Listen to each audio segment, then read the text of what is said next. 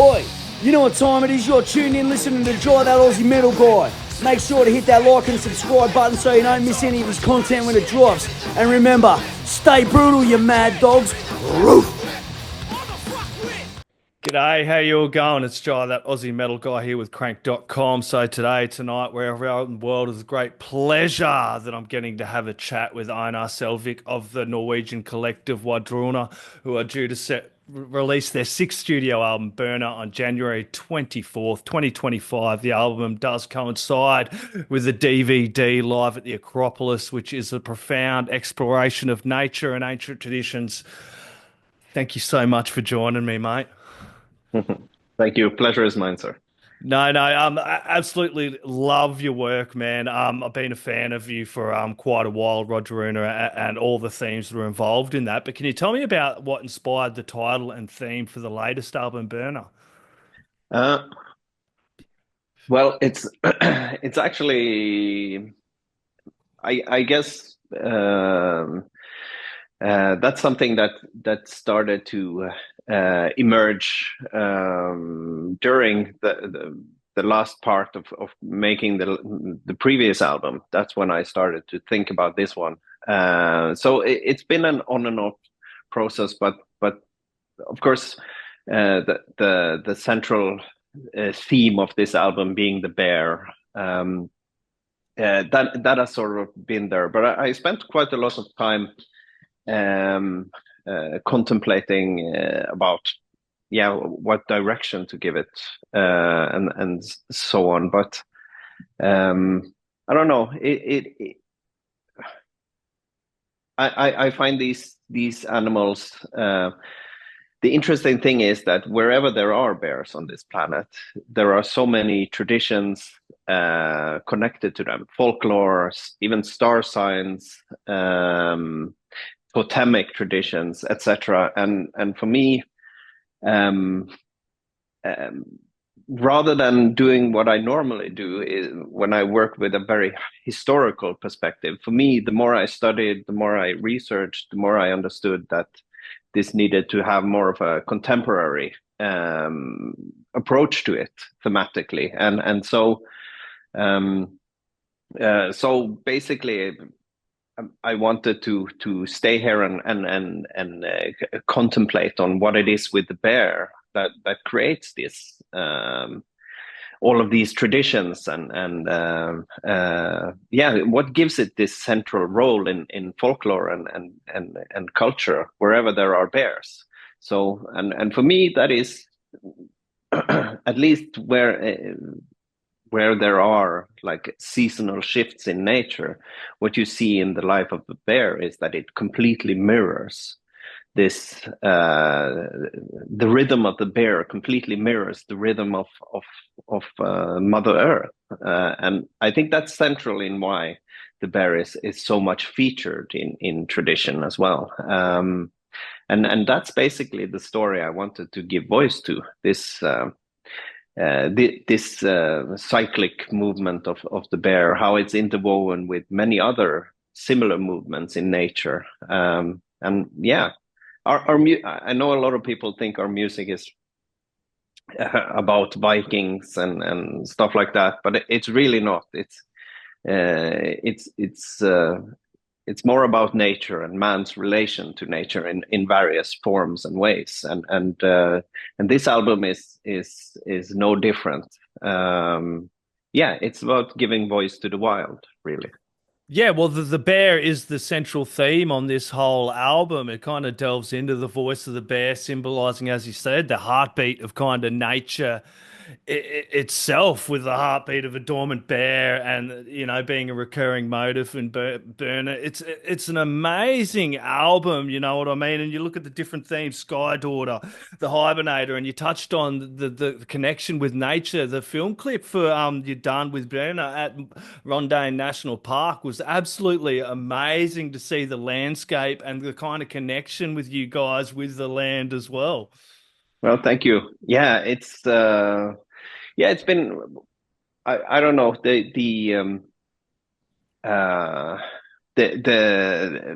I'm also really happy with how the whole visual aspect of approaching this as well, because it's challenging. It's challenging story to tell using only a symbolic language and not like the bear itself as much. So telling the story of the bear without actually having a bear is challenging. But of course, we work with really good people, and as you say, the landscape of Rondane National Park is just breathtaking, and also an important part to give some attention. These last wild reserves, they are dwindling. They are becoming smaller and smaller and fewer. These untouched by humans patches of nature where nature can just be itself. So I'm very pleased that we chose these locations to tell this story. It sort of amplifies it on many different levels.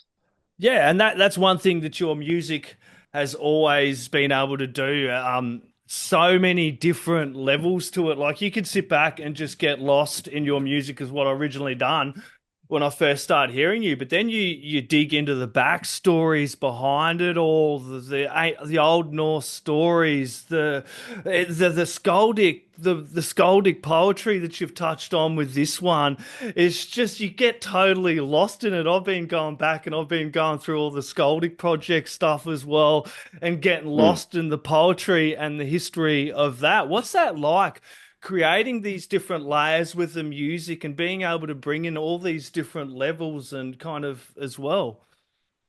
Well, it makes it very interesting, but also very challenging. It involves a lot of research. So for me, even though it's never been about trying to recreate music from any specific time period, at the same time, it's about giving voice to a lot of these roots that are really, really old and forgotten, really. So it is like this, I don't know, puzzling together this jigsaw of elements that date back to anything from Viking period to Stone Age to Bronze Age.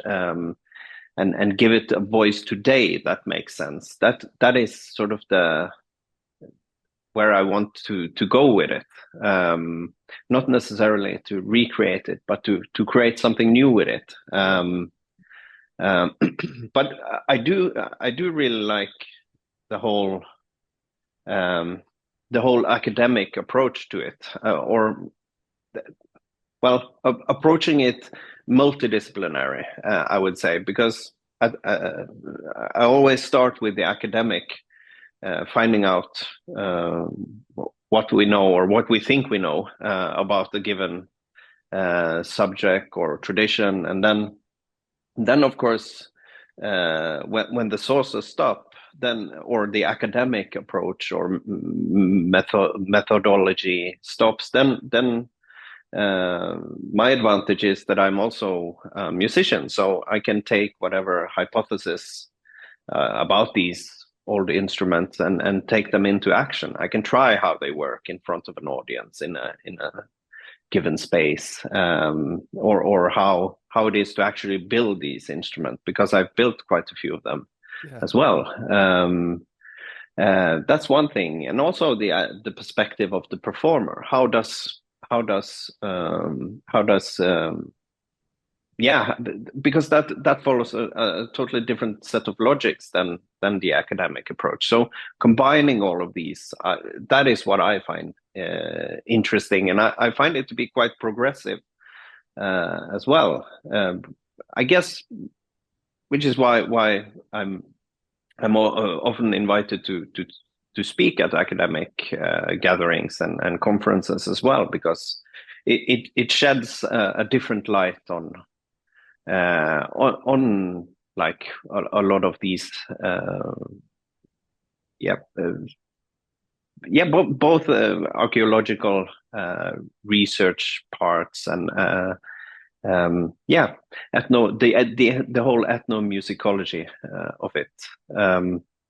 I think the way of moving forward is to approach it multidisciplinary. Yeah, Well, but it's very important to keep these old traditions like the skaldic poetry and all these old stories and that going, you know what I mean? Artists like yourself, and I remember I talked to Thomas from Corpaclani. He was talking about the whaling music, and he's right into all that folk yeah. stuff over there. It's absolutely amazing. I think it's really integral what you guys are doing to kind of behind the scenes and in front of the scenes to keep those traditions real and relevant. And over here in Australia, we've got the big push for First Nations Yeah, people and for their music and everything and their stories to be told as well. And it's important for each culture to remember the past and the history. And the way you do absolutely. it through the music, you're able to come back, but you've got this fresh approach to it as well, which is really cool to see. Yeah, a tree without roots will fall. So at the same time, yeah, taking there are many things from the past that kind of belongs in the past, Yes. but if you go far enough back in time, nature is what created culture, and that is why so many of these things still speak to us. And if they still speak to us, they have a place. So that is basically the core and heart of what I want to do with Baldwin, to give voice to those things that still speak to us because they're still relevant, basically. Yep. And you did have a choir as well for the track Him and Dotto, the Chorus Artemis. What was that like working with the choir and mixing that element into it? Because that was amazing as well. Yeah, yeah, no, for this album, I knew from the start that I wanted to have an all-female choir. Um, so that was always with me when I wrote, and they sing on two of the songs actually on the album. And I don't know, working with them specifically, I wanted a choir that didn't only sing like classical uh, singing because yeah, I wanted them to sing as humans, if you know what I mean, like just more open and more direct in how they sing and so I had this choir on my radar for a while because they do uh, they they do the classical stuff, but they also do more ethnic music from all over the planet, and they do traditional material as well. So it was a good it was a natural choice, and in the end it also really worked out well. So I'm very happy with that process. And of course, if you haven't been, I don't know how much experience you have with being part of a choir, but it's a very powerful feeling um, to be in the middle of all of these voices moving in the same direction. It's a very powerful thing. So and I think we captured that feeling pretty well on the recordings as well. Yeah, it's unreal. And speaking of recordings, the Live at the Acropolis DVD, that looks amazing. The clip that's been dropped off on that. What was that like performing that one? Well, of course, it's amazing to play in such a place of Yeah. yeah, like a bastion of cultural history worldwide, I would say.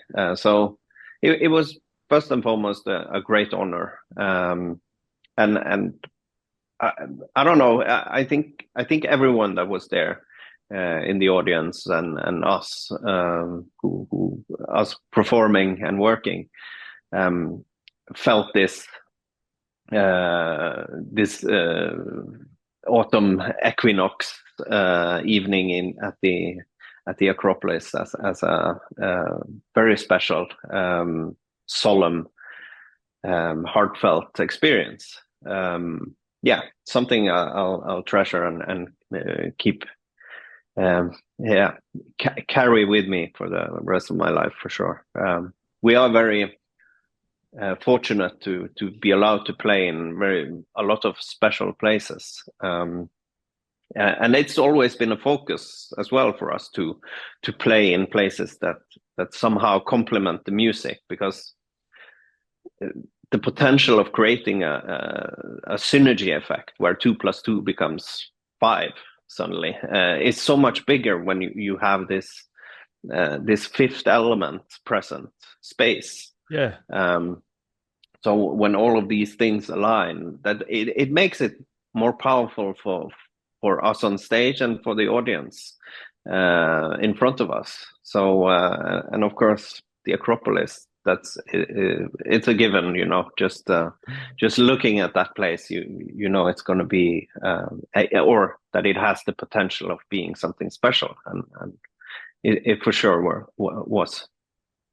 So when you're playing, that being said, you're playing live venues. You did mention that's important. Do you think about the venue and the space you're going to play in before you agree to the show or things like that? Absolutely. Yep. Yeah. Absolutely. That's so. Of course, you can't do places like the Acropolis or No. or these kind of places everywhere. But throughout the years, we find that, of course, certain type of venues invite for certain types of experiencing, or how the audience behave and experience it as well. So that's something we're very wary about when we come to new places, to find venues we think are appropriate to get those experiences. But yeah, performance is about communicating, both with your surroundings, becoming one with them, and it's the same for the audience. It's about connecting to it in a way. So of course space is important, and that's been important also when we chose venues like in Australia and New Zealand now for January. January. Definitely. Yeah. So that's first time in Australia, is it, over here? Yeah. First time with music. I've been through Australia once, so not really. I was only there a few days actually, but I've been to New Zealand like 25 years ago for a month. So yeah, really look forward to visit again properly, and also to bring our songs. That means a lot. To have that opportunity. Yeah, well, it's going to be an amazing performance, and the music itself. Like I was talking about layers, but for me, music I want to touch on because my sister's right into it. But sound healing, your music, and music like yours.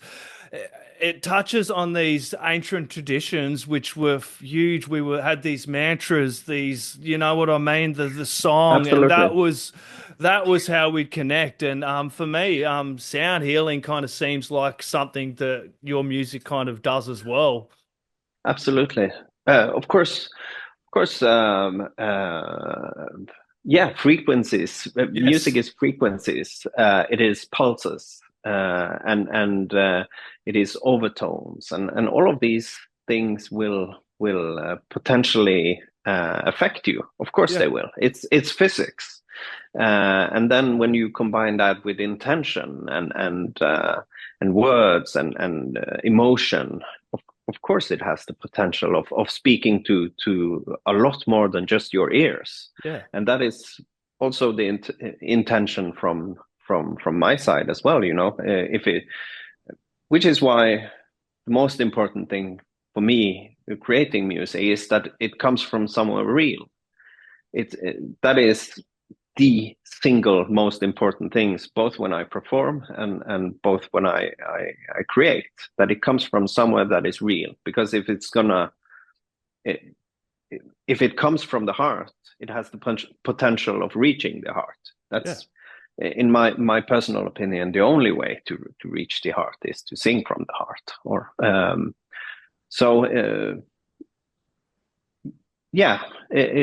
I definitely agree with your statement about the potential of the music being more than just music for your ears. Yeah, because you feel that intent through the music, and especially your music. You may not like speak Old Norse, and a lot of us don't, like myself, but you can feel the intent and the feel of the music. You know, with this Birna album, it's amazing, but with all your music, you can feel the intent and the emotion through your music that does transcend across barriers and languages and music, to where it's just the heart and the soul. And for me, that's the closest thing to religion I can ever get, because I'm not a religious person, but that music and that moment, when you have those moments, for me, that's what it's all about. I fully agree and fully understand. It's as you say, but also not knowing the language, it doesn't really, even for native Norwegian speakers, I choose language that is older than what most people relate to today. So, and that creates more distance in a way. It makes the voices more instrumental, and that also creates room for the listener. It creates more room for the listener to create their own story, to connect to it in a different way. So even though I think, of course, the poetry is and the lyrics are important, they not knowing them also creates quite a special effect, I would say. Yeah, and the composition of your lyrics and the way you use your vocals and everyone else uses their vocals is the instrument as well. And if you want to dig deeper, you dig deeper, like I was saying before. Yeah, exactly.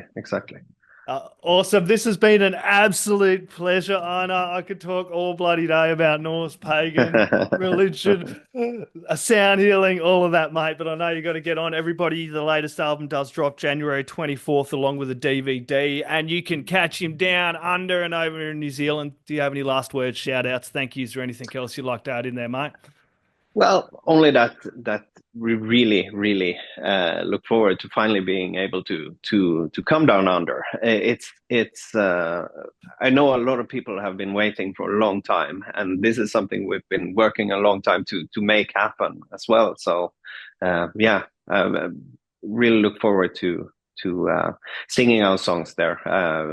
We're gonna give everything, that's for sure. There you go. Thank you so very much, mate. You have a lovely evening. You too, sir. Cheers. Oi, you're tuned in to Jai That Aussie Metal Guy, so make sure to hit that like and subscribe button so you don't miss any of his sick content. And remember, stay brutal, you legend.